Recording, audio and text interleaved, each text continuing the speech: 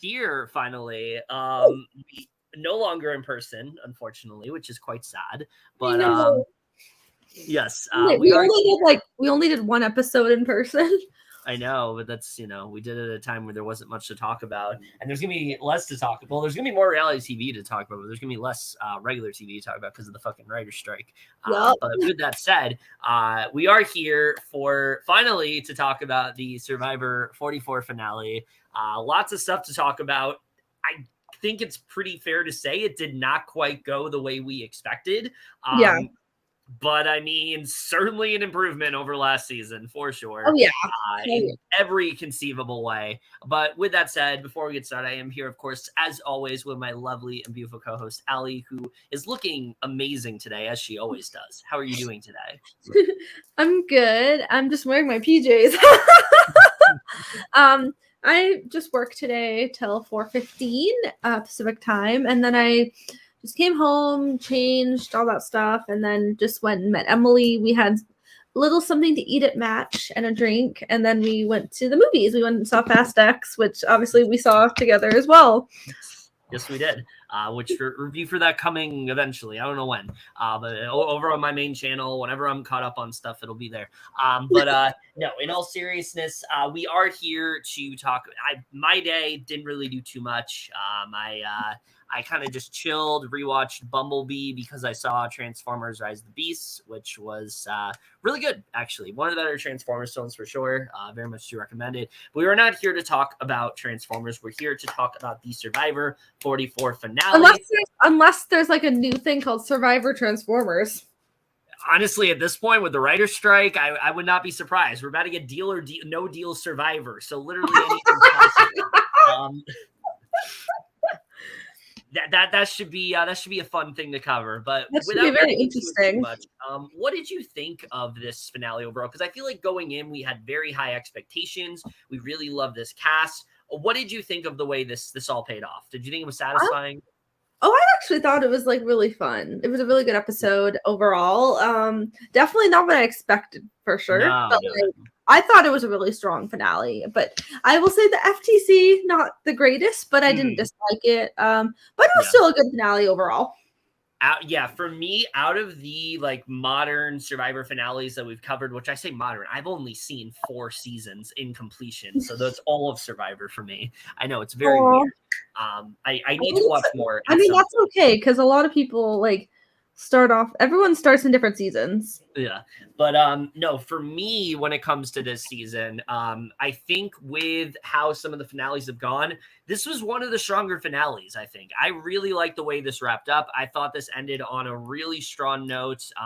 Did not quite go the way I expected it to, but there were quite a few things I really did like about this finale a lot, which we are going to get into.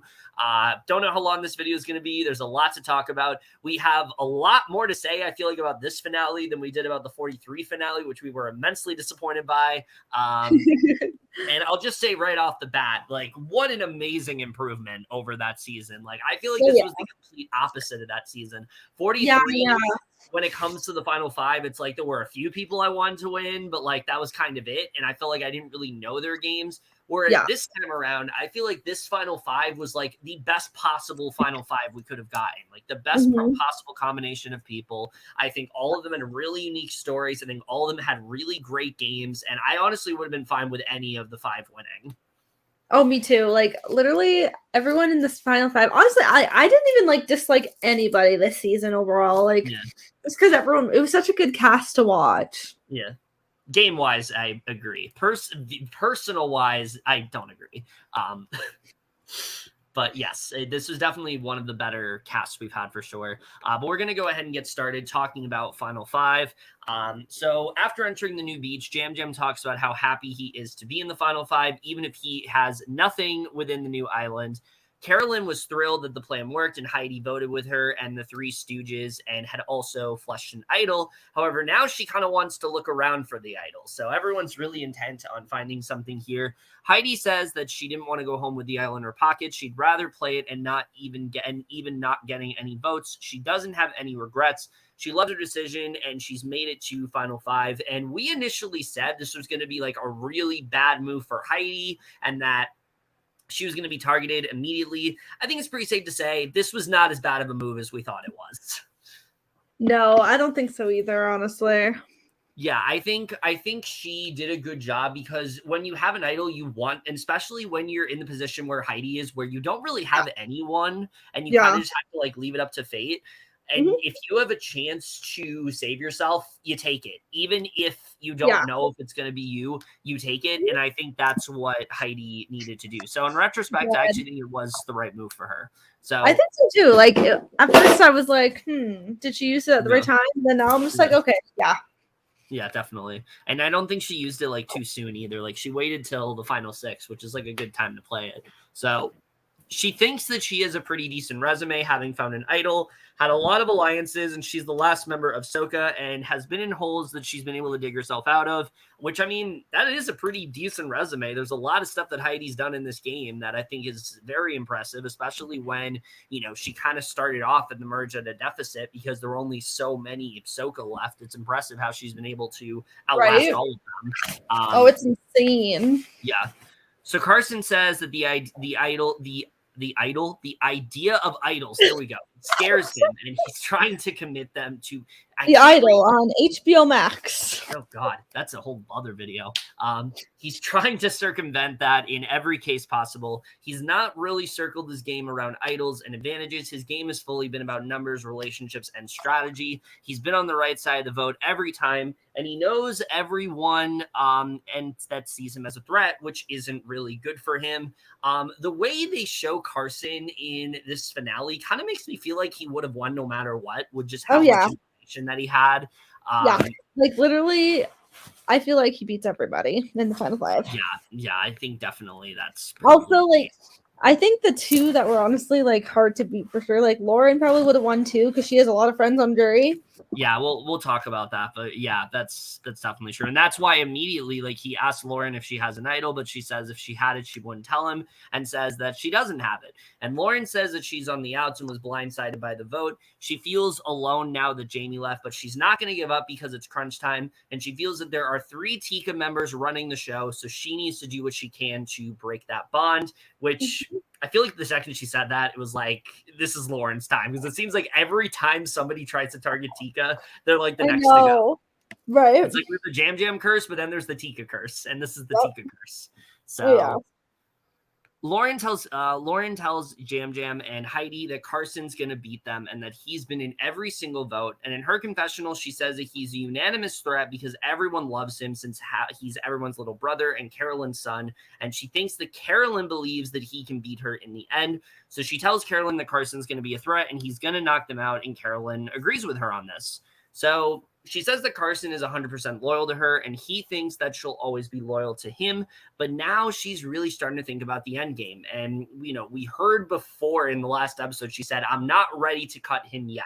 So I think we kind of had an inkling that she was eventually going to be ready to target him. And it seems like at this point, that's what she's willing to do. She says she's going to weigh it all out by believing Carson is the biggest threat out of everyone. She says he's played the best game and speaks the best since he's so articulate.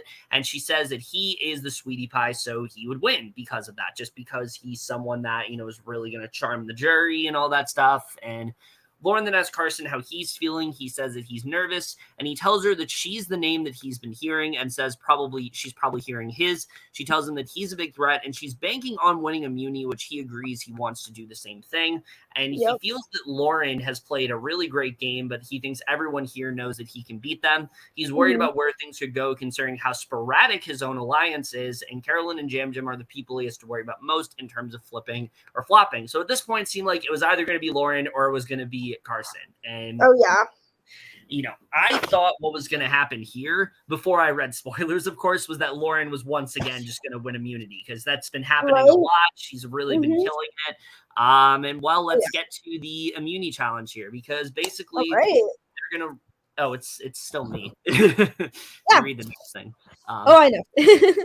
I thought you were getting ready to read it. No. So they're going to race through a massive tree level obstacle, collecting keys along the way. They're going to grab their last key and using the pole. Once they have their key, they're going to unlock a chest. They will then use the rope inside to drop a ladder. They'll climb the ladder at the top of the tower and race to solve a survivor puzzle. but they're also playing for a reward. The winner is going to be taken to the sanctuary, and they'll feast on spaghetti, chocolate cake, and carrot cake. And I thought it was funny when like they were more excited for the carrot cake than the chocolate cake, which Jeff like seemed to for some reason. It was funny when he's like, unpopular opinion, carrot cake instead of chocolate cake. It's like it's cake either way. Like why does it matter what cake they want? Yeah, literally, they're both so. Good. We get to this very tight race, and unexpectedly, Carson wins immunity here, earns his spot in the Final Four. I think he definitely needed that. Yeah, if Carson didn't win immunity, do you think he would have potentially gone here? I could definitely see them flipping because, like, Carolyn did say, like, it was she would turn on him and stuff. And, like, I feel like it could have been his time. Yeah, I feel like Carson is the kind of player where it's like he's so strategic. He's so good with everybody. He's an amazing talker. It's like you got it, especially when you're at Final Five. The second that he is someone that you need to take out, you take him out. Carolyn doesn't need him anymore. He's no longer a number for her. You know, it's Final Five. He doesn't have an idol. So I feel like, he probably does go at 5 here if it wasn't for him winning immunity, but that is not the case. And he actually chooses to bring Jam Jam to the sanctuary with him. So Carson is now safe and secured a spot in Final Four. With that said, now you're going to talk about the sanctuary and also the post immunity and everything that happens there. All right. Sanctuary is a 2022 American psychological thriller film directed by Zachary Wiggin from a screenplay by Mika Bloomberg, stars Margaret Qualley and Christopher Abbott. That's I think that's the Ron video. Right? I don't think that's the one we're That's talking not about actually right now. The Sanctuary. That's just like we just thought it'd be funny. That's the sanctuary that other people just can't get into. It's a little too advanced for them. You know, they have to work their way up. Video. Oh yeah. Yeah. Great movie though. We're so stupid. Anyway. I can't. Okay. I could only hold my laughter for so long. Carson I literally wrote that as a joke, and Allie's like, keep that in there. I'm like, oh, I think it's so funny. Somehow. Honestly, we just had to because it's really funny. Yeah. Like the opportunity's right there. Absolutely. If we didn't, we'd be missing out. Right? Anyway, Carson asks Jam Jam how they should go about today. Jam Jam says the biggest threat is Carolyn, which Carson gets that she played an idol, but he questions if she's really a threat. Jam Jam thinks the way she spins the story and the way she talks about her Tika idol was really interesting to hear. Carson agreed, and Jam Jam says people are going to like what she has to say. He thinks her constant downplaying on her threat level is her game, and they all see through it. She's just being loud and crazy the whole game and knows exactly what she's doing. Yeah, so he's really willing to let Carolyn go here, which I said last week I thought would be really bad for him, but maybe not the case. That's all I'll say. Maybe not the case. Right. Oh, yeah. Carson feels the Tika 3 has the best chance against themselves than against anyone else. Yeah, he also feels that's been his like MO the entire game. It's like we got to stick together. We have to be the ones to like beat each other in the end. It's all basically been because of Carson that Tika's even still together. Mm-hmm. He also feels Lauren is the biggest threat. She has played a great game, and in addition to winning immunity twice, she has played a game based off building bonds with people and friendships, and she has a lot of friends on the jury and could very easily win, which is true. Yeah. He tells Jam Jam there is no reason anyone wouldn't want to vote her, and she's only safe if she has an idol.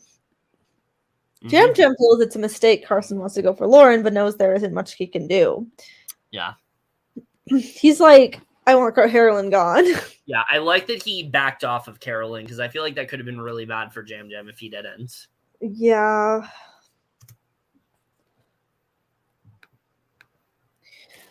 Back at camp, Heidi is confused why Carson didn't take Carolyn to the sanctuary since she saved him. Lauren thinks Jam Jam and Carson are working very closely together, and she thinks it's going to be her most likely. Yeah, Lauren is very much like thinking it's her here. Yep. Yeah, she really does have like good reads. Yeah, she does. Lauren says it's going to be hard not having the immunity necklace, and she knows people want her out because of her 2 immunity wins, her reward win, and her allies on the jury. She thinks she's a threat, and other people know it as well, and so if she doesn't find an idol or come up with a plan, it's her tonight. Yep. I was like low-key hoping she would survive. Yeah, I was too. I was definitely pulling for a Lauren win, I potentially. know, right? The three remaining girls talk, and Lauren suggests possibly going for Jam Jam, and she mentions to Carolyn if he was pushing her name last round. Carolyn is annoyed by this and feels both of her alliance members may be up to something. Which I thought this was great work by Lauren. It's like Jam Oh yeah. Jam is potentially going to vote you out. Jam Jam is Mhm. someone that is pushing your name. Yep. Now you can use that information against Jam Jam, and this could Mhm. really well flip Carol. Like I thought this was honestly I thought this was going to work with what she was doing. Oh, I know. That would have been insane. That could have been like a game move, like game winning move for her. Yeah.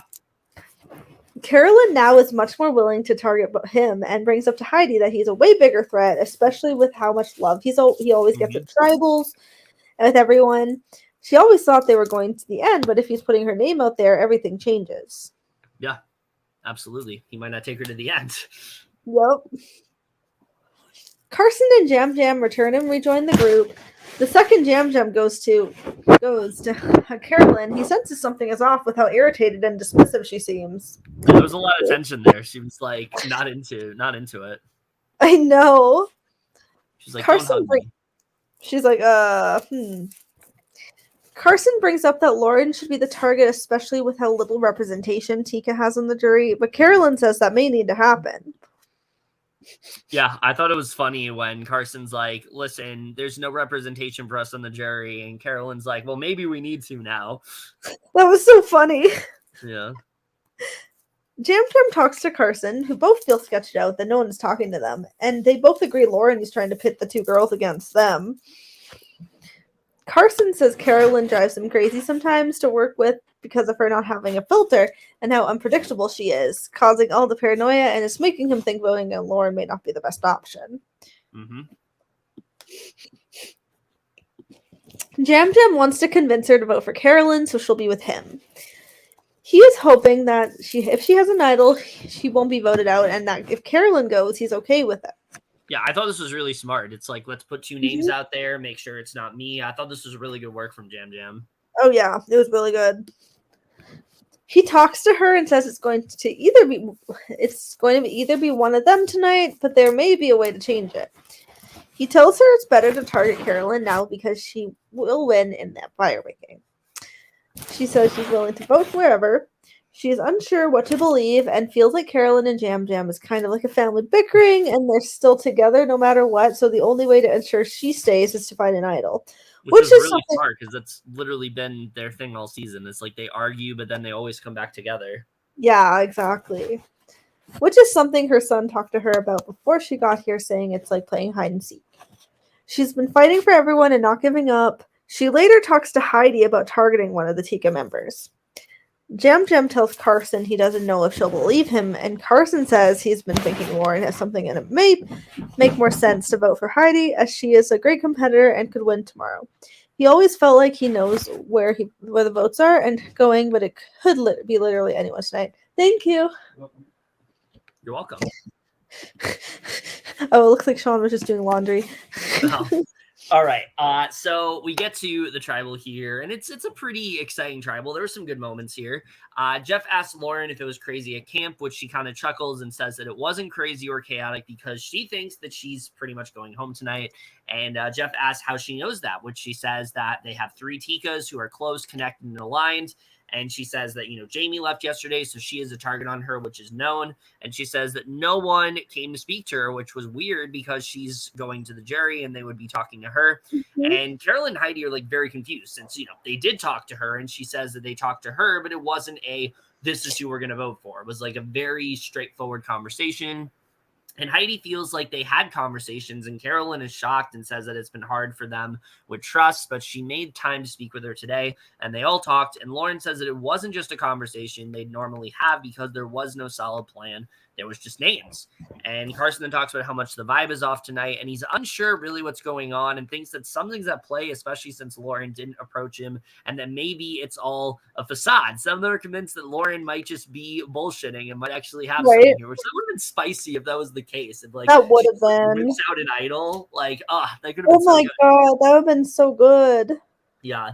So basically, Heidi thinks that's unsettling because of the fear that anyone could have an idol. And Jeff says it's a real testament to the gameplay that it's so difficult to tell what the truth is, if it's vulnerability of Lauren accepting her fate or if something much larger is at play. And Jam Jam says it would be amazing for something to happen, but he doesn't want that amazing thing to result in him leaving. But he feels like from his reaction coming into camp, it's going to be either one of them tonight. And he's taking it very personal with how today played out. So Lauren says that she knew coming into today that if she didn't win immunity, it was going to be her. And she's super proud for lasting till day 24. And she really starts to break down here and says that her main thing was to make sure that her boys would be proud. And she thinks that they will be, especially since she was giving Franny vibes, winning 2 immunities and a reward. And she feels like a boss and is so proud of who she's become and how much she's grown out here. And she did think she'd be able to do any of it and never would have imagined coming in here. And Jeff says that he's always trying to find new ways to connect to someone who thinks that they might want to win, they might want to play. And he says the speech she gave is the best inspiration for why someone should win. Her saying that she's proud of who she became and transformed throughout the game and not who she is.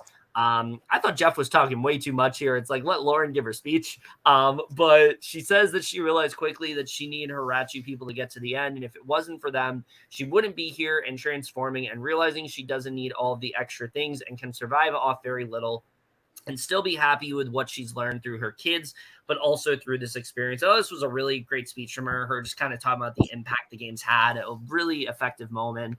But the vote goes down. And at first, Lauren actually makes it seem like she has an idol, which I was like, I would have been blindsided by because they didn't even right. That was so iconic. So I thought they were gonna like pull in a Seer here, where like she had an idol and she didn't. But turns out she's just joking around. She doesn't actually have anything. And on a predictable note, it does turn out there was no deception. Lauren is voted out by a vote of 3-1-1.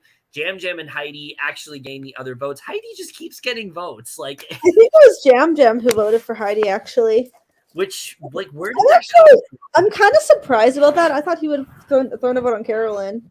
Yeah, I don't know where that vote came from. I thought for sure like it would be Carolyn, but I guess maybe they talked and thought maybe Heidi. I don't know. So Lauren says that it felt great to come out here and make her family proud, having made it 24 days on an island. And even though she isn't the sole survivor, she is still a winner and is so grateful she was blessed with the opportunity to come out here and play. And before we get to the Final Four, let's talk a little bit more about Lauren. I know you had very high hopes for Lauren coming into this season. So what did you think of her as a player overall? Oh, I thought she was like she really impressed me in this game. Mm-hmm. Like obviously, like early on, she didn't have a huge edit. Yeah, well, kind of, but she just got more of an edit later on, like in Merge. But she honestly like really impressed me as a player. Like she was just very strategic, very smart. She could win comps. She was physical and very social. So she was like definitely a triple threat, and she definitely could have won. Like I guess it was smart to get rid of her just because she definitely has like the most allies on jury. Like she would have had like Brandon, she would have had Kane, she would have had Jamie. I could see her having Danny too. And then like she was just like such a good player, and like she could definitely be an all-star for sure, and maybe win like the next time she's on. Yeah, but I adore her. Yeah, I think Lauren was a very impressive player. I think the fact that one, she was able to outlast like all of her tribe, like kudos to her for that, because it's definitely not easy, especially when she was, I think, especially compared to Jamie, Lauren was for sure the bigger threat and absolutely could have gone. And yes, I think her immunity wins definitely helped, but I also think she maneuvered to where she was in a pretty decent spot. I think there were people that generally wanted to work with her. You know, you had Danny coming for her, and then Danny was like sad to see her go here, which was interesting. It showed how well her jury management was. Like, she absolutely, I think, would have won if she was at the end, pretty much by a landslide, because she had so many friends on the jury. But I don't think it's just because they were on her tribe. I think Lauren just made really good connections with people, and it was very genuine. Yeah, because she's just a genuine girl. Yeah, absolutely. I think that she played a really solid game, and I think she absolutely could have won. And it kind of sucks that, like, I don't think we saw enough of her in the first half of the game, because I was pretty convinced because of that she was going to be like one of the first out, like in jury or like in the middle half. But she really kind of came into her own in the jury phase once they started to focus on her more. So, like usual, there's going to be stuff that we don't know about her game. But what we did see of her game, I was very impressed by, and I'd love to see her come back at some point. So, yeah, I think Lauren definitely could have won, and I think that's probably why they voted her out, because I think out of everyone left, she probably had the most locked votes. Oh, so. Definitely. She would have. I honestly think she could have won unanimously. I think so too. No, I don't think even one person would vote against her. She probably would have definitely beat them all. For sure. Yeah. Right. So now we're gonna go ahead and talk about Final Four, which ends up being, I think, one of the most eventful Final Fours we've seen in a long time. Oh, and I'm very excited to talk about it. All right. Jeff notices how emotional Carolyn is, and she is shocked that she is actually here and getting to walk up these stairs, not thinking that she could. And now that she is, and there's so much emotion with them all here, and now they're all here. This is why I love Carolyn. Just little moments like this where she kind of just shows her emotions and how excited she is to be in the game. It's infectious. You just can't help but love Carolyn because of that. Oh yeah, she's such a genuine person too. Oh yeah. For the final immunity challenge, they will have one hand tied behind their back and will drop a ball down a chute. It will spiral to the bottom, and they will catch it and put it back in, and at regular intervals add another ball, making it more difficult. And if at any point it drops, they're out. And the last person standing will be guaranteed in the final three and determine both who will also be safe and who will be forced to make fire. Yeah, this is a pretty typical challenge for Final Four at this point. Not really much to say here. We see this every season. Oh, yeah. After a close race between everyone, it comes down to Heidi and Carson, with Heidi winning immunity and guaranteeing herself a spot in the final three. And I was really excited for Heidi here. She hasn't even won a comp prior to this, so this was a really good win for her. Oh, yeah. She definitely deserved that win. Yeah. She is so excited that she has now finally won a challenge and has all the power after coming so close in so many challenges. However, instead of deciding who is going to pick the number 2 spot in the final three, she wants to instead put herself in fire making, as she doesn't have as strong of a resume as everyone, and this would only solidify it. She hasn't made up her mind yet, but she will absolutely consider it and is confident she would win and fully earn her spot in the end if she did. Which is a very risky move.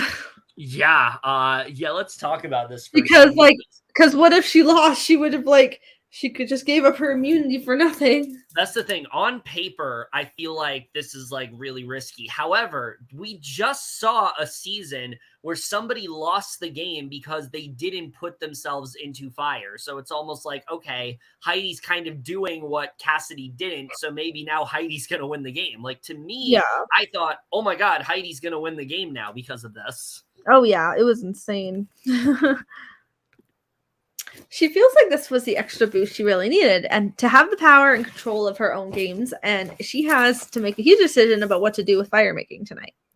Yeah. She is elated to have won and feels none of the Tika members saw it coming with 3 of them, and the one flying solo gets to decide who's making fire tonight. She asks them if anyone wants to make the fire to make her life easier, although she's considering it. She wants them all to practice and see what happens. Which I thought was really smart. It's she's not going to write anyone off. It's if anyone wants to do it, go ahead. But I'm willing to do it myself and take one for the team.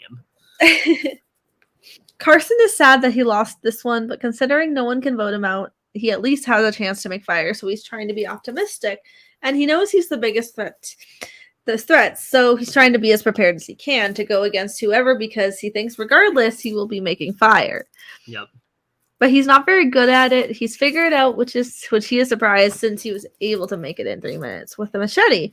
And it may be that he's just not super confident in himself, which is something he struggles with as well as pulling through. And to think he allowed himself to fail at the last second is heartbreaking, because he thinks he will win the million if he gets there, but just knowing he may not because of his own insecurities is really hard. But he's not going to give it up and let his own self get in the way. of his success in the game. And I really felt for Carson in this moment because I've been there. It's like you are really just insecure about something and you're so stressed out that like something that normally would come naturally to you is like a lot more difficult. And I really did feel for Carson there. Oh, me too. And he's just like, he's so young too. Like he's just very like, he's just a sensitive guy and who just doesn't have a lot of confidence in himself. Yeah. Carolyn, I'd hopefully he's able to, grow a bit more confidence and maybe he'll come back and, He probably will. Because he is still young too. Like he probably will like grow and get more confidence. Yeah. Carson talks to Jam Jam and says while people have talked about Carson being a big threat, she doesn't know if Heidi really thinks that and thinks she could potentially be going against her, especially since he can make fire really well. He says he would love for the two of them to be at the end. Yeah. She says she has been making fire for the past 5 years, practicing for this day, and thinks she's pretty good at it. And she wants to be brought to the end, but the other part of her doesn't and wants to fight her way there. And it would be so great to have struggles throughout every challenge to finally get a win. Yeah, I mean, Carolyn, I think, definitely wins in fire because she's like really good at it. Oh, yeah. Jam Jam talks about too. Jam Jam would have been like a landslide. Oh, definitely.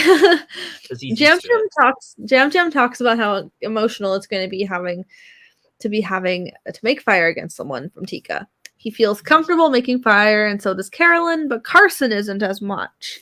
They made fire on day 1, and he saw him destroy the flint like it was a piece of meat, and he doesn't want to see him fail in front of everyone because that's not what friends do. He assists him by making fire while he is clearly struggling and getting emotional. He says it's not even important to him if it's a bad move or a good move. He just wants to help him. This was a great moment for Jam Jam. It just shows like how like genuine and like nice of a person he is. He doesn't even really care about, because it's sometimes you just have to, like, some things are just not about the million, and this is one of them. It's like Carson's a friend. You see he's struggling. You know that like he's really good at this stuff, but he's just really getting his own head, and you want to assist him. Like, I love the moment where he's literally like holding the sticks for him, and you can see Carson like crying his eyes out. It was so good. It was just such a sweet and pure moment, and I just really loved that friendship so much. Oh, it was so nice, like, because he was just like helping his friend, and that was just so kind of him. Yeah, it was wholesome. Yeah. Heidi is feeling comfortable with her own skills, but knows someone else could be just as solid as her, especially with everyone struggling except Carson. She thinks she will have the best case of winning if she wins the fire, but has to do so first, and it may be $1 million decision either way, but she's unsure she really wants to take the risk. Which, let's talk about what happens with that triple. So basically at fire making, Heidi says that she's been contemplating up until now whether or not she's going to take the risk. She hasn't told anyone what she's doing, and it's going to be news for everyone, including herself, which I think this was smart that she didn't do this, because if she like second guesses herself and like she promises someone I'm putting you in fire and then doesn't put that person on fire, like, not on fire. She's not going to set them on fire. Put that person into fire. There we go. Put them into fire making. There we go. Words, importance. She's not setting them on fire. She's putting them into fire making. Exactly. This is not Pippin. No. Ew. But no, if you get the reference, you get the reference. Anyway, she is putting someone into fire making, and she promises them she's putting them into fire making, and then doesn't. Like, that could look really bad on her, and she probably loses some jury votes because of that. Probably. So I think it was smart that she didn't tell anyone what she was doing until the last second. And she kind of gives everyone the second to kind of pitch to her, like, one last time, what they said. So Jam Jam says he pitched her that's complicated because he likes making fire, but also he wants to be safe. And they talk about the possibility of success that may be brought to them. And that's something that's undeniable, and the jurors are watching for. Carolyn gives like a very short pitch saying that she feels a lot of people want to make fire based on how it would look in the end. She believes that they all feel pretty confident.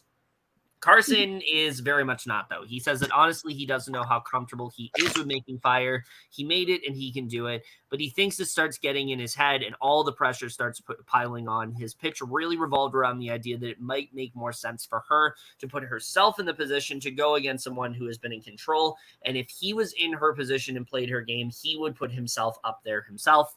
So Heidi says that making the fire and winning this is another bucket list item for her resume. She doesn't want second, third, or fourth. She wants first, which I love that line where she's like, I don't want to be so runner-up. I want to do everything I can to get first. She wants to be sole survivor. She's very nervous.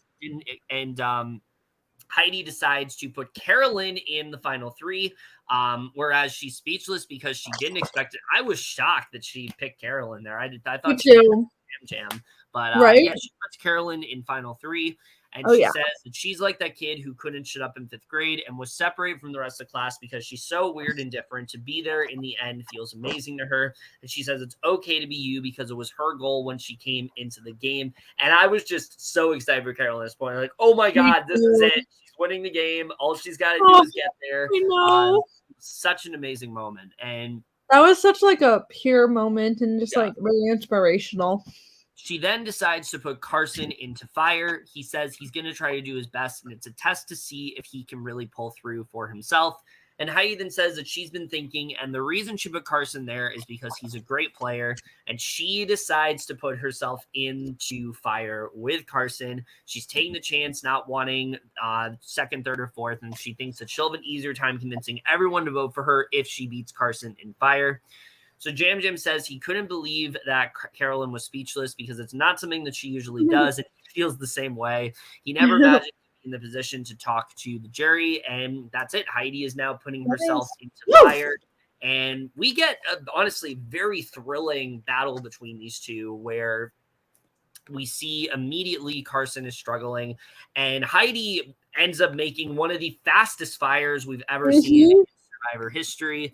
So with that, spot in the final three, and Carson gets fourth. And I really felt for Carson here. It's like so close to getting to the end. It felt like watching Jesse all over again. Although the difference with this is I actually want Heidi to be in the final three. It's not Gabler and Jesse where it's like, oh, Gabler. There's nobody like that, thankfully, this time. So I know. I remember people were like so upset for Jesse too.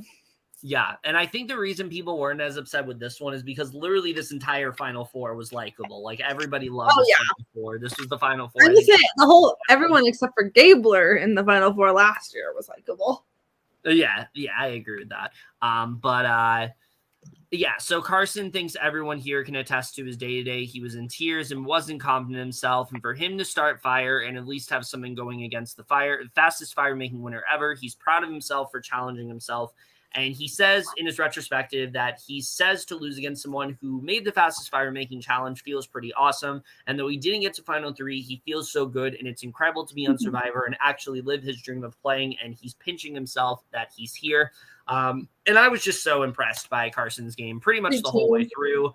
I think he always put himself in such a strong position. And it wasn't really because of like anything flashy that he did. It was very like under the radar what he was doing. He was in a position where pretty much everyone trusted him. Everybody wanted to talk to him. Everybody wanted to gain his perspective on things. And I think he played a really solid game because of it. I think all of the, going all the way back to week 2 where he's in like a really strong position with like, he's got Helen and Sarah on one side. He's got Carolyn and Jam Jam on the other. He basically controlled his destiny from there of what path he wanted to go with. He clearly chose the right path because, I mean, hello, they almost made it to final 3. So he clearly chose the right path there. But I think a very underrated component of his game is how much he wanted to keep that 3 together. He didn't just keep that 3 loyal.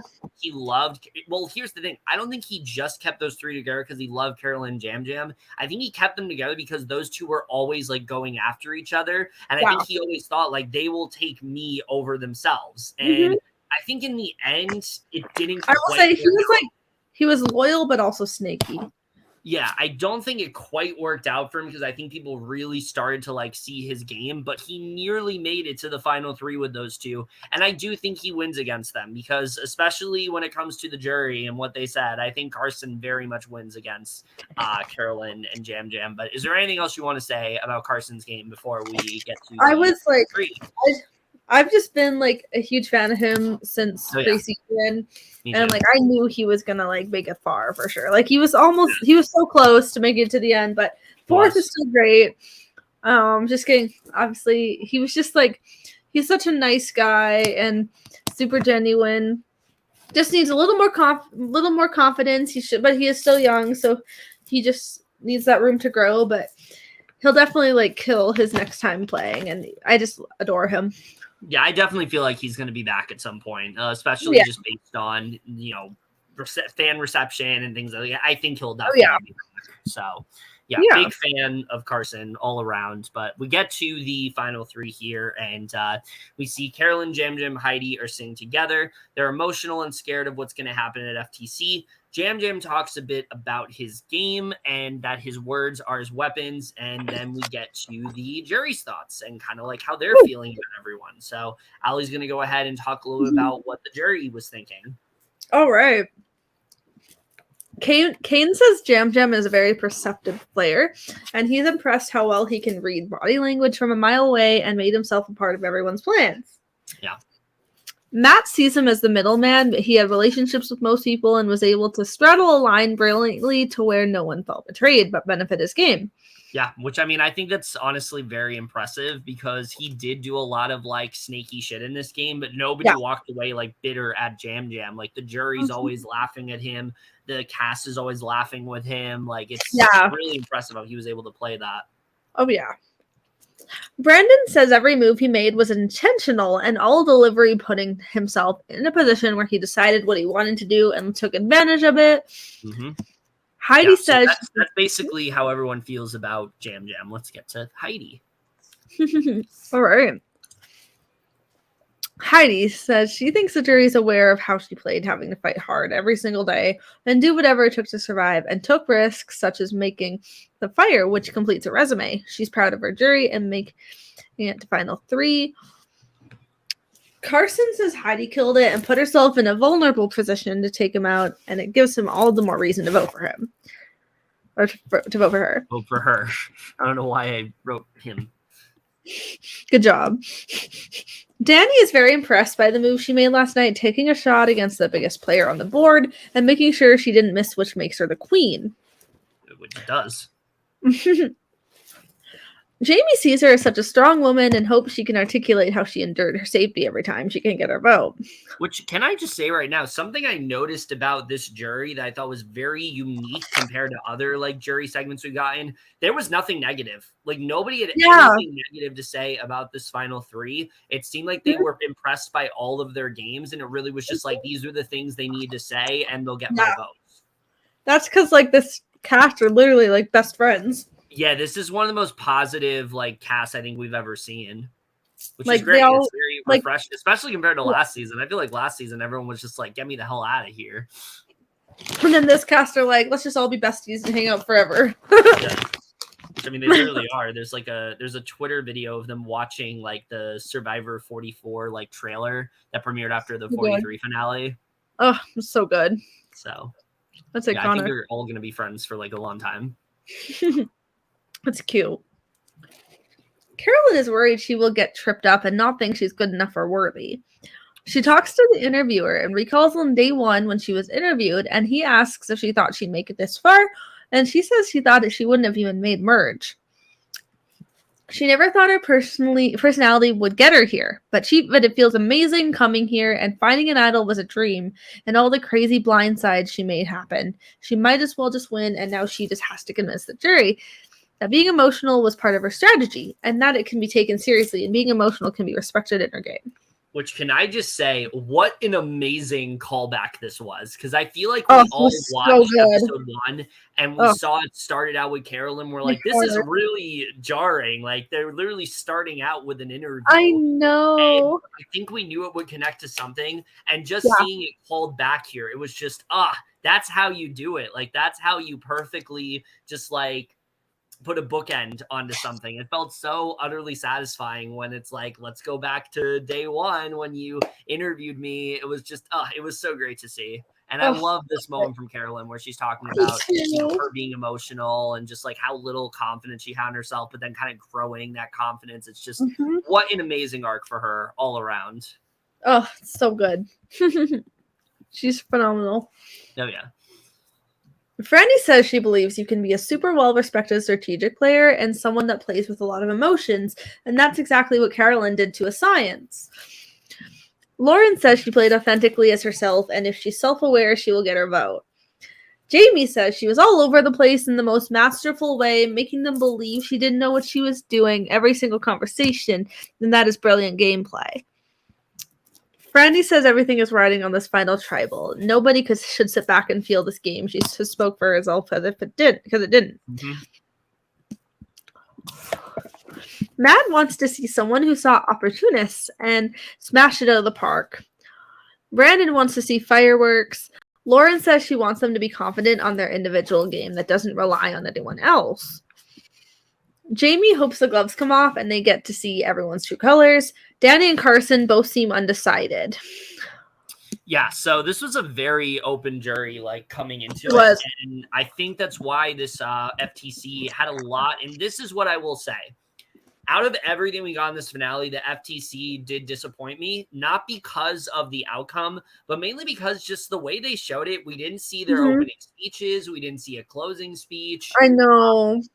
It felt very like organized, and I didn't like it. I didn't like the way that Jeff was kind of like being like, all right, let's talk about this. Now let's talk about this. It's like the jury themselves can probably do that. Like, he just had too much control there. Yeah, I just don't know why I don't know if he's done that in other seasons and maybe it just didn't bother me, but I noticed it here. That it was just something I was not a big fan of. And it just felt like we didn't get as much from this FTC as you really could have. Don't get me wrong, it was still really good, but it just felt like there was a lot more we needed to see, and we just didn't get to see it. So, okay.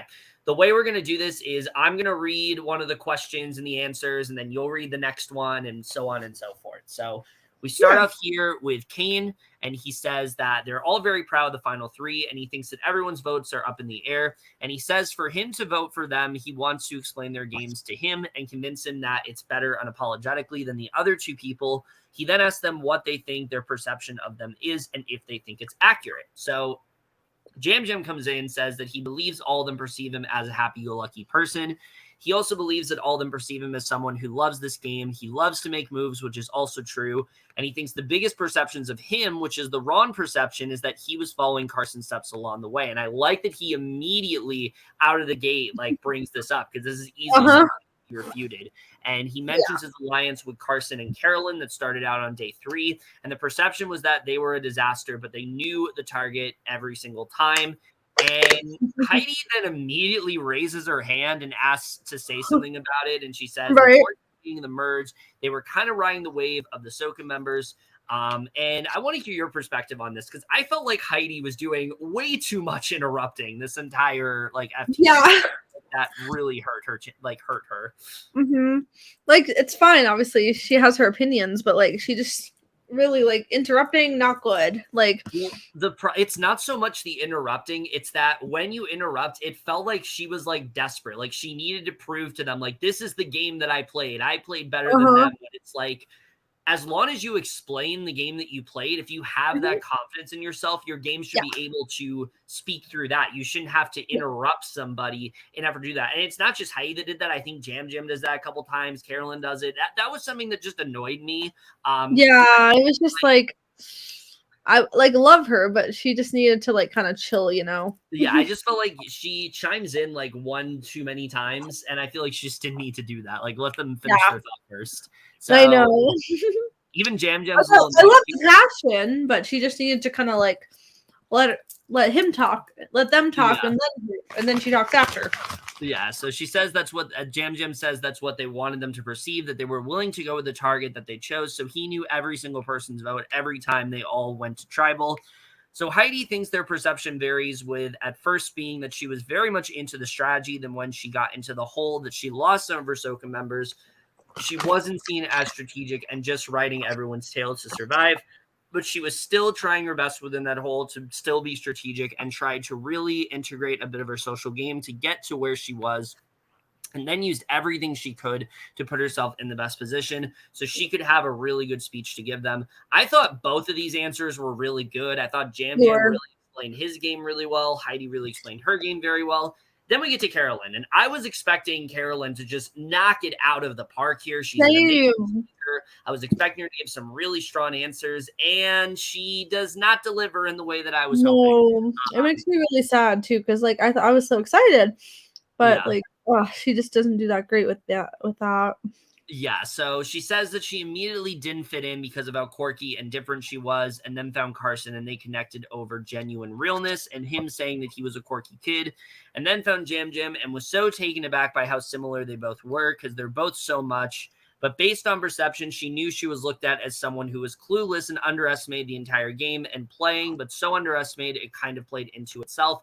This is where she fumbles, because I don't think Carolyn realized that, like, people knew what she was doing. People knew the kind of game that she was playing towards the end. They didn't underestimate her as first they did, but I think she needed to come in just a bit more confident, really explaining like what she was doing. And she just doesn't really, if she did, we didn't see it. This is why the FTC annoyed me, because maybe she did say something and maybe I'm not giving her the credit that she deserves.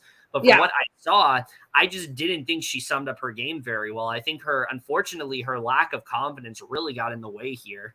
Yeah, it made me really sad because like I was so excited. Yeah. But then just like to see her kind of fumble made me just like heartbroken. Yeah, and we've been so high on Carolyn all season. I thought for sure she was like the winner, but we were like, she's gonna win. I think immediately through this answer, it's like maybe this is not what we thought. But anyway, why don't you talk about Carson's question a little bit? All right. Carson gives them both props that her and Jam Jam were able to evolve themselves and make those relationships, and that's what he is impressed by. Whereas he didn't get to know much about Heidi's game at all, because he didn't play with her as long, so he wants to hear more about her gameplay. Heidi says going into Merge, there were 4 Soka members, but the players she was with got targets right away because they were all strong in some capacity, but the difference between her and the other members of the final was that they were on a high coming into Merge, whereas she suffered through a lot, and that's the reality of their genes. Very different, and all 3 of them should be proud to say they made it here. Okay. And then Jam Jam clarifies and says he and Carolyn weren't always on a high, and in fact took advantage of the perception that he was saving them and they were saving themselves. Yep. Which I think this is what really kind of hurt Heidi's answer here, is that that's not true. They weren't on a high. They just made people think that they were. I know. She brings up how Carson has been constantly defending both of them because he was the brains behind that, and he says he's getting to that.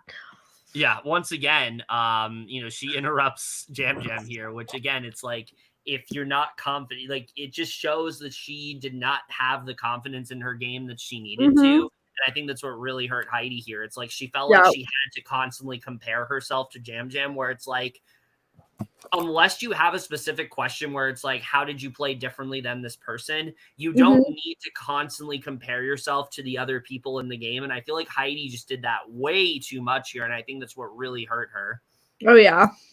So I think she gave good answers beyond that. I just feel like she spent a lot of time like comparing herself, being like, unlike Jam Jam, I didn't do this. Unlike Carolyn, I didn't do this. Where it's like, cool, but what did you do on your own? I think that's what people wanted to see more of. And I think so too. So Danny says that he played his game compartmentalized and took pride in that, and he is so much respected. Even if his mother was up there giving a bad pitch, she wouldn't get his vote. So he wants to know how they use Carson, because nothing they did was just going with it. And again, the way people talk about Carson was going to win this game. Like, there's Carson and Lauren. I feel like Carson and Lauren would win unanimously. literally, like, they cannot stop talking about Carson here and the impact he had, which it's like Carson absolutely was going to win this game, and there's no doubt in my mind that wasn't going to happen. So Jam Jam says, and I loved this answer that Jam Jam gives. He says he used Carson to get a lot of information, but he did that with a lot of them, and he got to eat because he took him, and there was no mistake on his part. But it wasn't just Carson. He used everyone. They should have come for him and didn't. And Carolyn mentions how his name was out there the first few times, and he survived. And he jokes and says it's because he was pretty. This answer to me, I mean, Jam Jam undoubtedly gave the best answers during FTC. It's because he was confident. He was confident in his game. He was confident in the game that he played. He didn't have to constantly compare it to other people. He did a really good job, I think, in just really kind of showcasing how he played. And I was very impressed. Oh, he's killed it. Yeah. So, the next question. Danny asks Heidi who she used as a shield, and she said it's him because she thought they could work well together. And they did for almost the whole game, and she knew he looked physically more fit than she did and knew he'd be a bigger target over her and used that, but it doesn't take away from the friendship they created. Yeah, which, I mean, I think everyone pretty much knew that, so I don't think that really changed much. So Franny says that one thing they all think about in these games is emotions, and on one end is an emotional player, and the other is a strategic one, and they can use them both effectively. So she wants to see how they each manage their emotions and saw them as a strength or weakness. To me, this was like very much directed at Carolyn. Like, I feel like Franny came in like very pro Carolyn, really wanting to vote for her. And this was going to be like the answer that like really sways her. And unfortunately, again, I don't think Carolyn quite does it the way she wanted to. Because she says that she's going to get emotional hearing that. She says that when you're, and this part I thought was great, what she says here. She says, when you're actively addicted, you hold things in, and she didn't know how to express herself and didn't know what emotions were. She learned it all going through treatment. And so there was that spectrum of either being emotional or strategic, and there was no in between, but she didn't want to do that because it would be too painful to numb. And though there were times when she knew that they were going to expect her to be emotional, she knew that there were moments where she needed people to trust her and fake those tears and then compose herself, and it wasn't always easy for her. Again, this is something I think she just needed to dive a bit more into, like maybe dive into an instance where like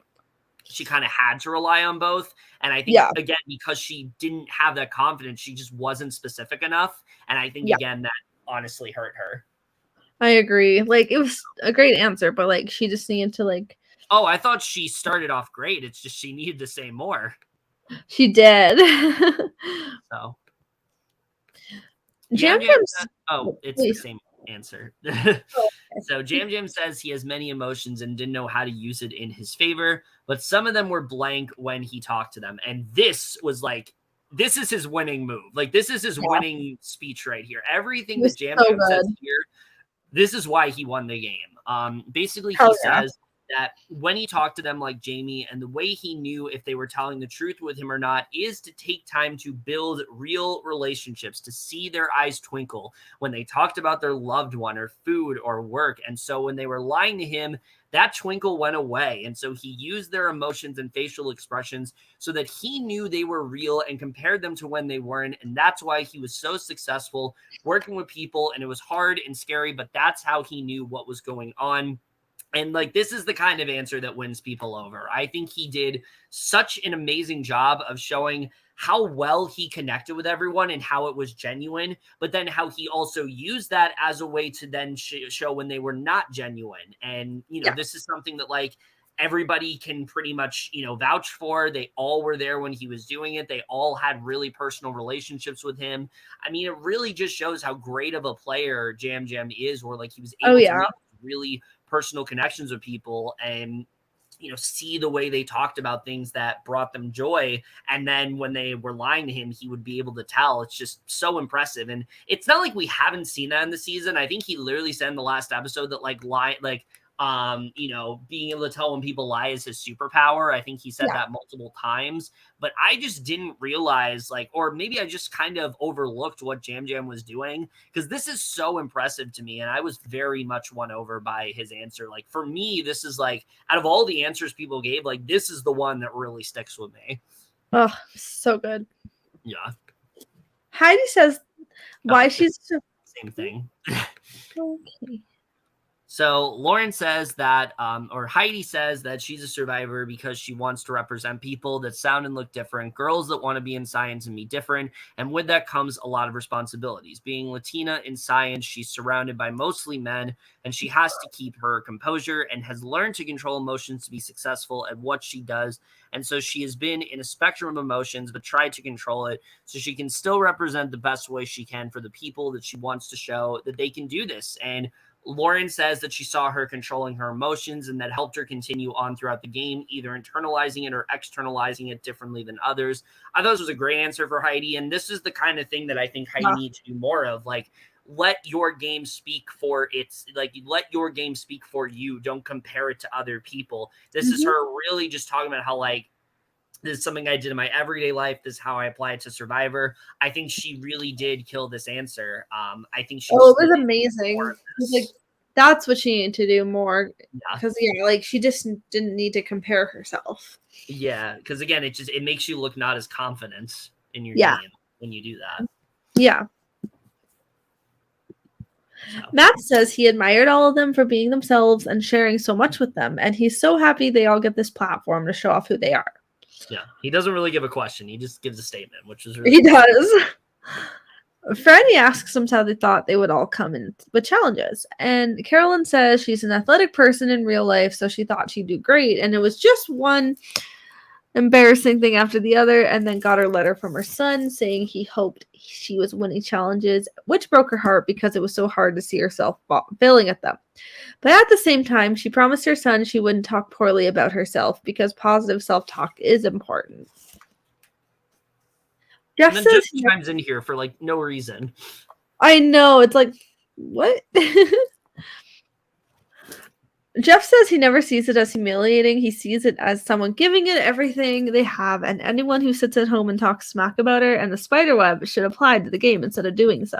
Yeah, I just like save this for the reunion. Like, this is not your time, Jeff. Like, literally, this is not your time. No, that's the jury's. Like, when people talk about how Jeff Probst is like ruining Survivor, I feel like this is the kind of thing they're talking about. It's like, we love hearing you talk, but not now. Let the finalists talk. Yeah, this is not for. That's just not his time. Because like, if you're in a game and like, you know, and obviously we're talking about orgs here, we're not talking about Survivor, but like if we're in a Survivor game, you would never dare see production be like, oh my God, I relate so much to this answer. Like, no, you give the finalists their time. Like, stop. Yeah, exactly. I just didn't like how much he was like controlling this. Like, let the jury control themselves. I know. It's like, what, dude? Heidi says she wants Carolyn to use Carolyn as an inspiration for her kids to always keep trying even if it's not working out, and gives her props for still being here in the final 3, which was sweet. This was good, but I felt like this was her kind of like showing how great of a game Carolyn played, and I didn't think it was necessary for her to bring this up. Like, I think she should have said this to her like maybe after the finale. I think that would have been like the right time to do it. So make it like the after show thing. Yeah. So Carson brings up how often Carolyn was on the right side of the vote. And this is where I think Carolyn really fumbles, because like this is something that she did. She was on the right side of the vote, how little her name was written down on parchment, and he wants to know her strategy through that. And she says that her strategy was all about putting her trust in both Tika members, and how even though they bickered, she was still underestimated so much that no one suspected her finding that idol. And Jam Jam then pretty much brings up that like she didn't need to play the idol on Carson and should have trusted him. And she says that he trusted him, but not Lauren or Jamie, and knew that she needed to keep Carson here to ensure that Danny went home, because he would be a threat at the end that would get in her way. And I just don't think she answered this very well at all. She brings up too much how she needed, because if I were to hear this answer and I don't really know Carolyn's game, I would think she just relied on Jam Jam and Carson and didn't really do much of her own, when in fact she very much did much of her own. She threw out James very often. She was very much behind like the Danny vote and things like that. Big reason why he left. You know, she played a big role in, you know, making she doesn't even really talk about the other relationships she made, like with Franny and things like that. I think she really just needed, again, to talk about more of what she did beyond Tika, which Jam Jam did. I just don't think Carolyn did. She talks way too much about Carson and Jam Jam, and she needed to talk about herself here, and I just don't think she answered it very well at all. No, it's really upsetting. And then there's this moment where Danny asks how he made himself look like a threat, and she says that he was seemingly running things and controlling votes and influencing Lauren, Jamie, and Heidi, and that she needed him out, which is a good answer, but I feel like this was like deviating away from what the question even was. So again, I think again, it really just comes down to her confidence. It just wasn't there. I think it really just kind of took over, unfortunately. Sadly, yeah. Which I've been there. I've been in a final before for Survivor, and I was not as confident as I thought I was going to be. And I really fucked up a lot of my answers because of it. It happens. It just was really sad to see because I was really pulling for Carolyn here, and to just see her kind of crumble in a lot of these answers. I just felt really bad for her. Oh, I know. Me too.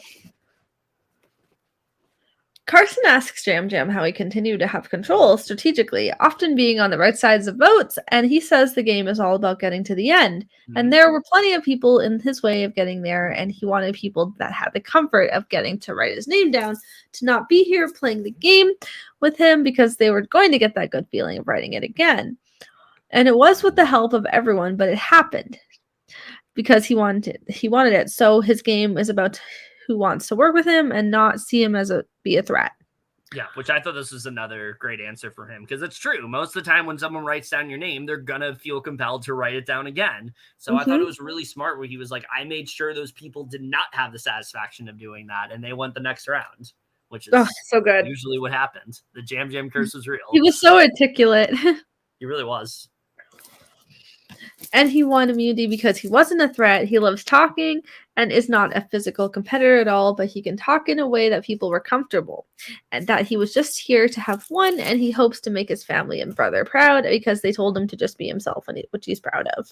Yeah, and again, I thought this was another just really just perfect answer from him. He did a great job of explaining like why people went when they did, but also how he put himself in a really good position. Again, I just felt like that was lacking from the other finalists. But Carson asks Heidi how she navigated through her game strategically, and she says that this was not her strategy, but the way it happened, she had to keep adapting to survive here. And the difference between some of the people here and herself, again, comparing herself to other people, which is what's really hurting her, is that she didn't know how to respect that she had to adapt. And it hurt, and they always had highs, but not until they hit the lowest of lows. They realized this game is when they will truly find themselves and realizing the growth, because she's been in the U.S. almost 20 years.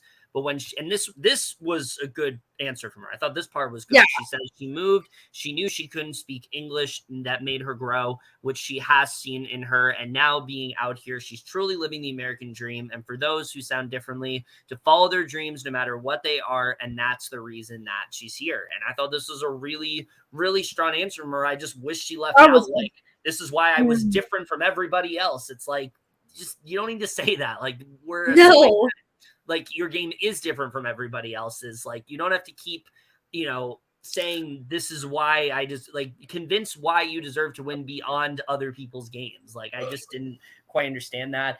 But that's the end of FTC. Everyone hugs it out one last time, wishes everyone good luck.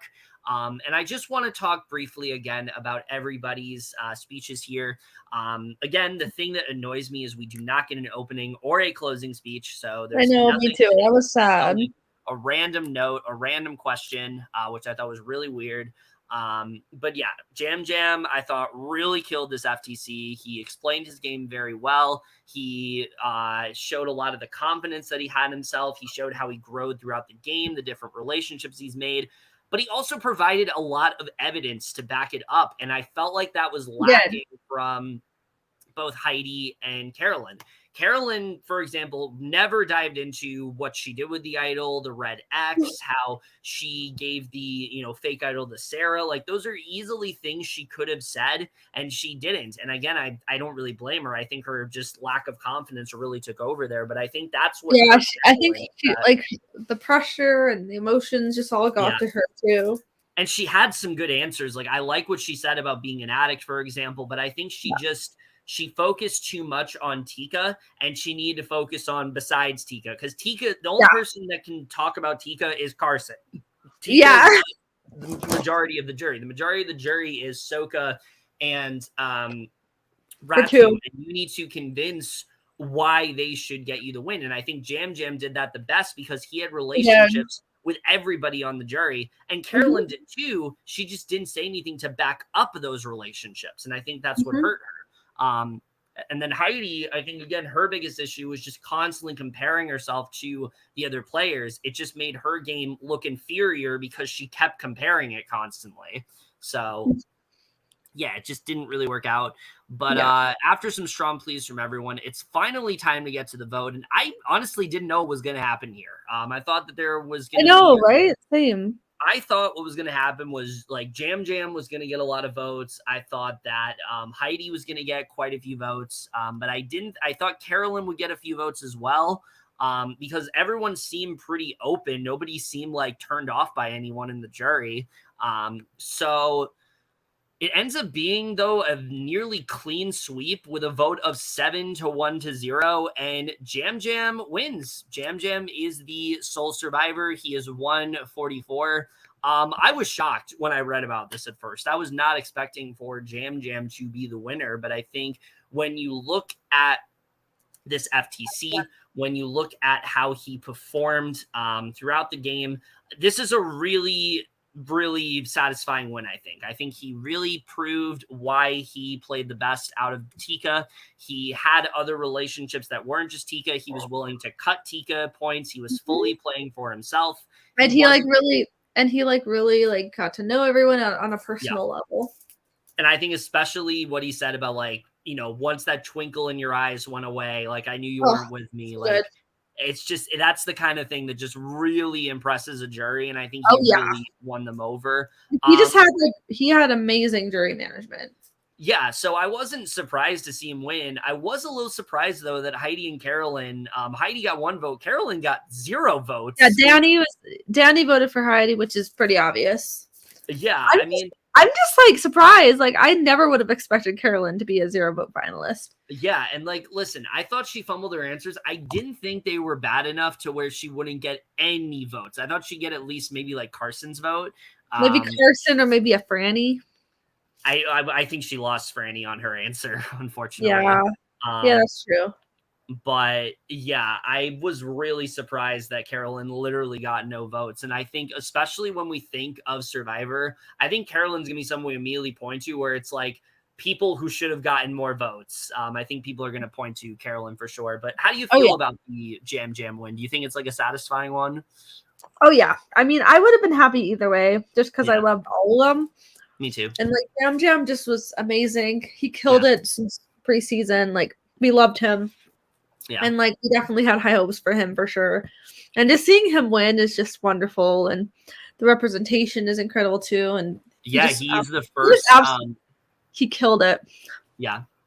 Yeah, I believe he is the first Latino gay man to win, which is really impressive. Love that. I mean, which is really great. Yeah, we love the representation there. He's also the first LGBTQ winner in a while, I believe. So, and this is like the most like LGBTQ like season like cast in like a lot like ever. So yeah, as well. Because Carolyn's pan. I think Franny's bi. Yeah, and then Matthew. Josh. Yeah. Iconic.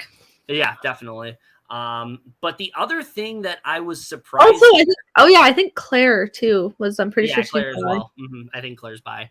But the other thing though that I was very shocked about is that normally we don't talk about the after show, but I gotta say, out of the after shows that we've had, at least since 41, this was easily like far and above the best for me. I thought it was so good. This cast actually seemed really into it. They had the proper reactions to things. They did. It didn't seem like anybody wanted to go home, which is normally how these feel like. Like there was no Cassidy just like sitting there like devastated that she lost. There was nothing like that. And I actually really liked what we got from this after show. To me, it was like easily the best one we've had so far. So good. So we get this some like all of them like genuinely like each other. Well, it also just seemed like they wanted to be there still. Like, I feel like a lot of the times with the after show, it's like, all right, let's go home. Like, why are we doing this still? Whereas this cast actually seemed really into it, which is always great to see. Yeah. So I wrote down a few things that happened in the after show. There's some things we're not going to talk about, but there's some things I did want to bring up. Danny brings up that he voted for Heidi, which this is something else I liked about the after show is that they focused a lot on the final three. And a lot of the time with the after show, they don't focus that much on the final three. And I think it helped a lot that they did because it made them feel like they were still like a part of it. Like everybody felt included. So Danny says that he voted for Heidi based on how much logic she explained on his vote and also with how much of a risk taker she was. And it really touched his heart. So that's basically why he voted for her. I mean, I think he was always going to vote for her just based on like the relationship that they had. But they were close since early on. Yeah, she really won him over. And then Franny brings up what really swayed her to vote for Jam Jam. She says that he pulled apart the complexity of this game and had a narrative with how he described his approach to the game and his movement throughout the merge, which, yeah, I think this is what he absolutely did the best out of all three of the finalists. Like he just did a really good job of explaining like, this is what I did. This is what I did to get here. This is where I was in the merge. Like it really felt like he was summing up like the entirety of his game and not giving these like. Also another person that could have won, Kane. Yeah, that's true. I don't think we talked about that. Like we barely got like much of anything from him, and like apparently he played this really good game. The jury was very pro Kane apparently, which it would have been interesting to see. I mean, Carson and Kane were both like very similar too. They're both like just like the nerdy guy. Yeah, I'm kind of wondering if Kane did more than they showed because like the Kane they I wish we got to see. The Kane they talked about in the jury, I don't feel like it's the Kane we saw on the show. So, yeah, we didn't get much of Kane on the edit. No, we really didn't. I kept forgetting Kane was there, to be honest. I know. But Kane agrees with how much Jam Jam destroyed his game, which he very much did. He's apparently Jam Jam's like the reason that Kane ended up leaving.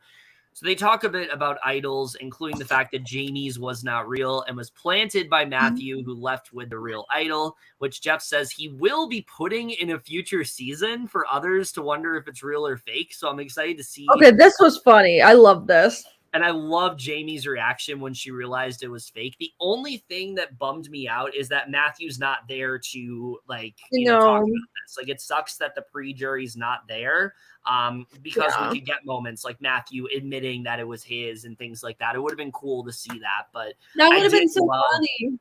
Yeah, I did love Jamie's reaction because the entire season she thought this idol was real, and then it turned out it was all a bunch of bullshit. She was like, "Oh my god, how dare you!" Yeah, it was great. So good. We also get a nice moment where I love when he's talking to Jam Jam and Carol and asks them to like pitch like a TV show of theirs. I thought that was really funny.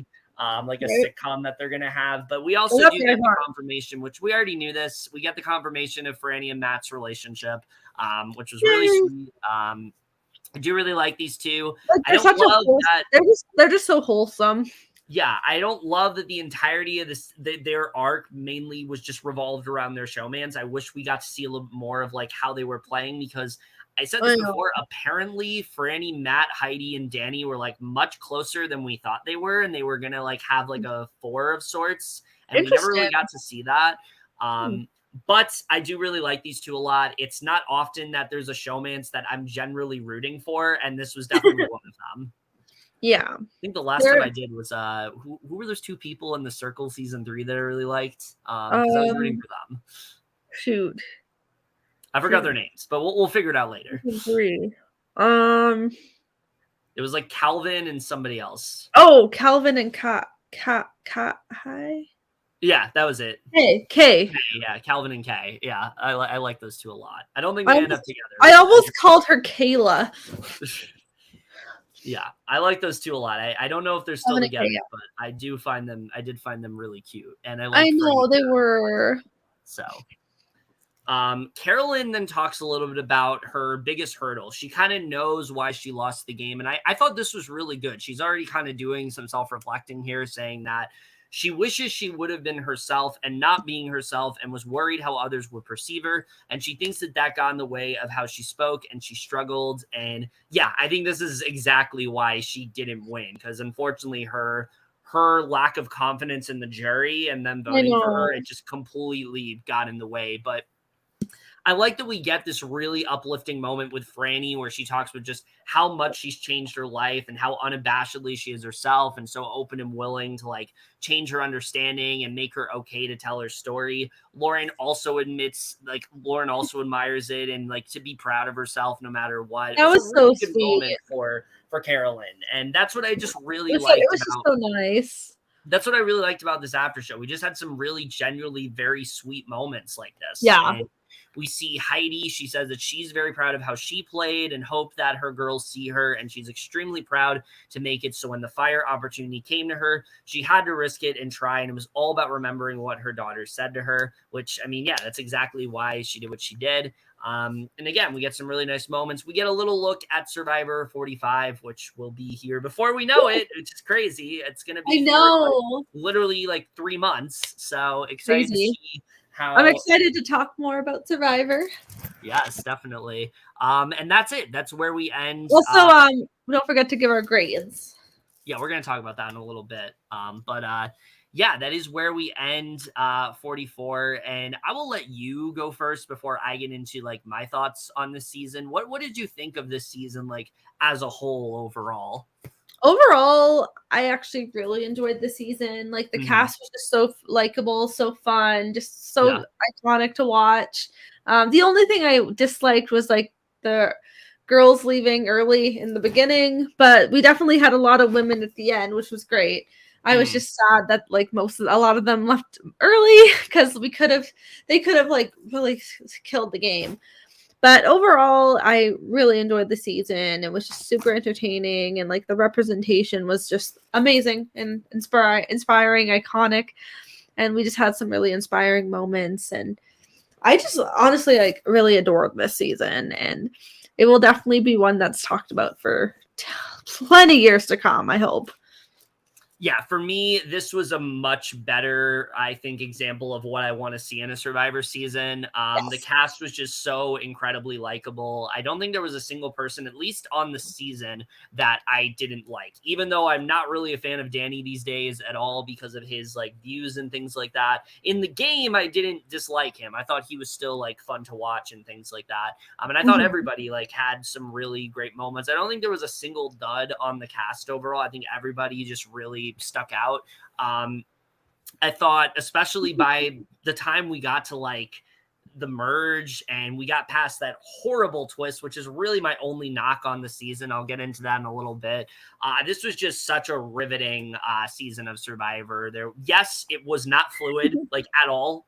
It was very much based around tribes, but you were rooting for those tribes. You wanted to see Tika pull through because you just love seeing those three. You wanted to see kind of maybe Soko or Ratu come into their own because they're at a deficit. Like you wanted to see that happen. So yes, while we did get a Paganing, it was a very exciting Paganing to watch. And I liked the way it ended up playing out. I think the only thing that holds this season back for me, unfortunately, is just some of the stuff that was implemented throughout this season. I just thought was kind of unsatisfying. One, I don't understand why we needed fake idols. I think all of them ended up being basically useless. The fake idols are kind of pointless. They are very entertaining, but pointless. I don't have an issue with the one that Matthew planted because that was all like on his own. I have an issue with like the ones that were like gifted to them and they were literally told was a fake idol. Like I just didn't understand the point of it.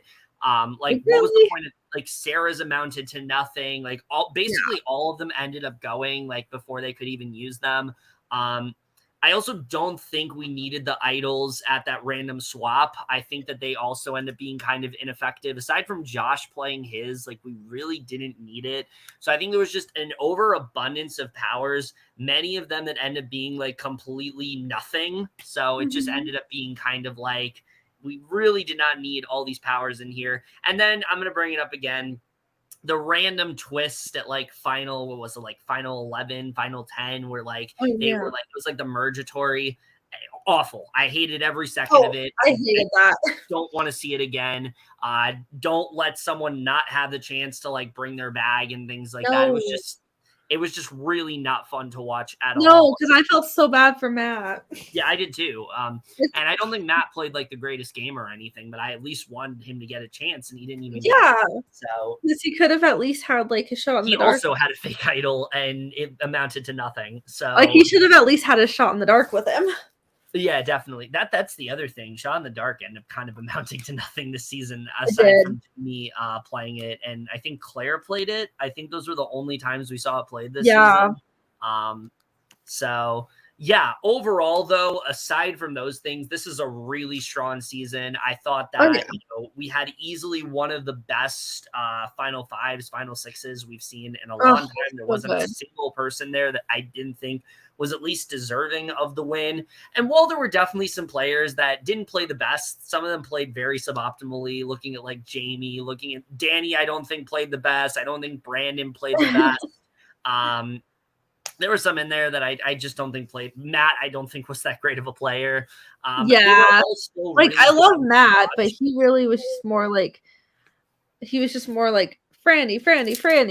Yeah, he was very focused on that.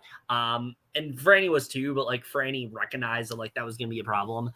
But overall, it was such a likable cast. I enjoyed watching them throughout. I thought there were so many fun moments throughout this season, especially like I said, towards the back half. I think this season really got exciting, and I think we had a really great winner. We ended this on a really positive note. Jam Jam's a great winner. He played a really good game. And while I do think they were kind of setting us up for a Carolyn win, I think you can watch this season back and you can see them laying the breadcrumbs for a Jam Jam win. And I think you can walk away and say that is a really satisfying winner. So overall, I'm very positive on this season. I think it's honestly probably one of the best that we've talked about. It's not as good as 42. That's still my favorite season that we've talked about, mainly just because I feel like everything just kind of worked out that season. Like there wasn't a bad, like the twists they had, even if they were bad, they still worked out.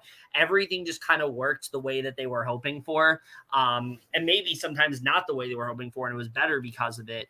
This season suffered from some of that, but I think the stuff that was great was really great. And so I can walk away and say, I generally really love this season. So yeah, A- for me. I really love getting to talk about it, and just such a breath of fresh air after what we got in 43, which almost made me want to stop watching Survivor just because of like how I was not enjoying that season at all. This was much better. Yeah, I'd probably give this an A- as well, besides like a few little things like that I've echoed you with and everything, like with the thing with the merge and like Maps not having his bag, some of the pre-jury things like that. This season, I think, were a little weird. There were people that I just wanted to see a bit more of, like going all the way back to episode 1. I talked about this before. Like, apparently, Jamie was going to go, and so her playing the shot in the dark wasn't as random as it seems. So I just think the edits weren't the best with some people. Kane, that would have been interesting if Jamie left then, and then Maddie and I feel like Maddie and Brandon would have been like a duo. Oh, there were that's or like Maddie, Brandon, and Lauren probably would have like teamed up. That's the other thing. There, you can definitely say the pre-jurors, like a lot of them were robbed, but honestly, like the whole cast, I feel like we could have said that for, because they were also fun. Well, they were all so good. Yeah, and I am very excited to see 45 now be like hour and a half episodes every week. I think the show definitely does. We're definitely going to have a lot of notes to write for every episode. We're probably going to have much longer episodes too. But either way, that's kind of it for 44. I can't believe this season's over. I really enjoyed getting to cover it this season. It was a lot of fun getting to talk about it with everyone the entire way through. What's next in terms of reality shows? Well, we don't have Big Brother till August, so there's that. Yeah, and then we will be catching up on like the Circle, the Traders, and then we'll also have and then the Mole, all that stuff. Yeah, and Claim to Fame. We also right before Big Brother US, we're gonna do our BB24 one, and then we obviously have Claim to Fame coming up, which I'm very excited. There's There's a couple shows coming out that I do want us to at least try out, and if they suck, we'll stop watching them. But I mean, I was thinking like we could do like at least the first episode, but if we don't really like it as much, we could just do a season review. Well, this one I don't think I told you about. I did tell you about the first one, Stars on Mars, which we are going to be covering. I don't know what it is. I don't know if it's like just challenges. I don't know if it involves like actual strategy. If it's just challenges, we're not going to talk about it much, but we will at least review the first episode. We could. It's just not going to be a lot to talk about. Yeah, we'll at least review the first episode. And if it's like, okay, we can't really talk much about this, we'll probably just do a season review. The other one I want to try, just because I'm curious, I don't know what this is really going to be. I don't think we've ever talked about something like this before, but I'm generally curious as to what this is. Have you heard of the show Secret Chef? I don't think so. Okay, so the plot of Secret Chef is basically that it's a cooking show where there's like 10 contestants. They're all from different walks of life, but everything they do is guided by like this mischievous animated talking hat, and they have to perform the tasks that this hat gives them. There's no judges. They have to rate each other's dishes. It seems and I really want to watch it. So I think we're going to cover that one too. Yeah, that sounds cracked. We should definitely do that. Yeah, it seems so like just out there. I really want to see how that one turns out. So we'll definitely talk about Secret Chef when that comes out. A trailer actually just came out for it too, so maybe we'll check that out after this. Yeah. Yeah, other than that, you guys can look forward to those reviews. It was really fun getting to talk about this season. Excited to see how these other shows go, especially because, like I said, we're entering a period where there's not going to be a lot of original content out there. It's going to be a lot of reality shows, so. I mean, at least we have like reality shows to catch up on, and all of our shows we need to. Yeah, we have time to actually do that. Although it doesn't take away from like how important the writer's strike is. Please pay your fucking writers. Yes, please pay them, please. Yes, we really want that to happen. But anyway, that's it for. It was a lot of fun getting to do this. As always, comment down below. Let us know what you guys thought of this whole season of Survivor. What did you think of the winner? All that stuff. Would love to hear your thoughts on all of that. But that's it for this video. Hope you guys enjoyed it. And remember, couples who podcast together, stay together. We will see you guys later. Have a good night. Have a good night. Love you all.